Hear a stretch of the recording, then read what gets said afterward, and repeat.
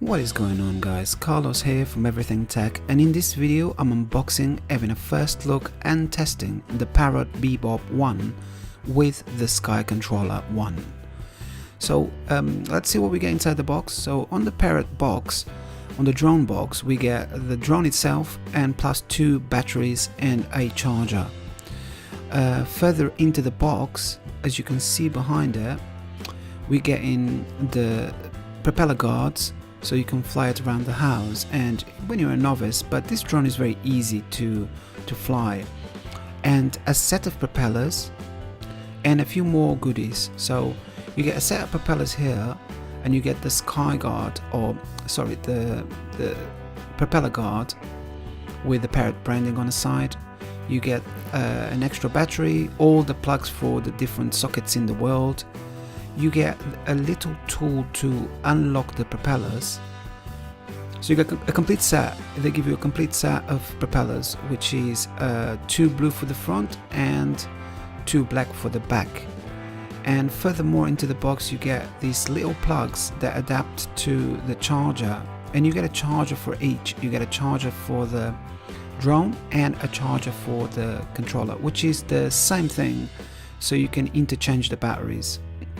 Normally on a flight you won't take more than 20% of the SkyController's battery, but your drone will chew through batteries like crazy. So you get a micro USB as well to transfer your pictures from the drone, and a little key that I just showed you to remove the propellers from the drone itself. So now let's see what we get inside of the box for the controller.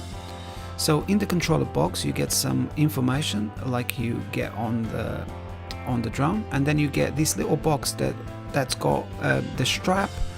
It's got a dock for a tablet, a 7-inch tablet, an adapter for a 7-inch tablet, and a sun guard, or like a brightness guard. You get 2 extra batteries in here as well, and the controller itself, oh yeah, and the charger, and plus inside that box you also get the charger and all the plugs like you get with the drone itself.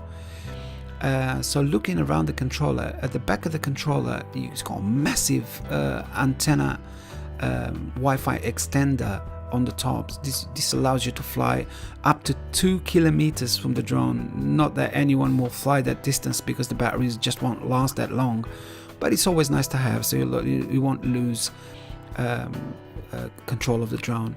And these joysticks are really good. Now let's go and take the drone out for a flight and see what we get.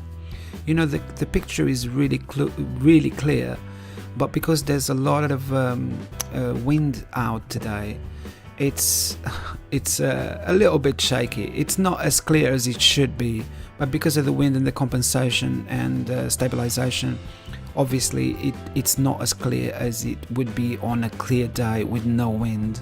But still, the picture comes out really good, 1080p, and it's really remarkable that a drone of this caliber can pull out such a nice video footage.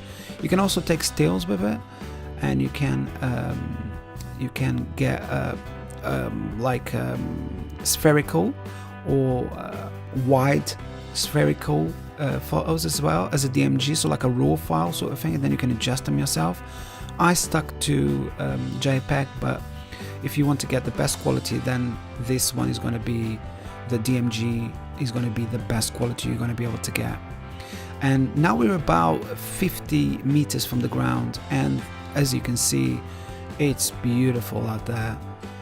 We are in Medway, in Chatham, or actually in Rochester, in a place called Jackson's Field, and as you can see, it is beautiful, River Medway and all of the little cars.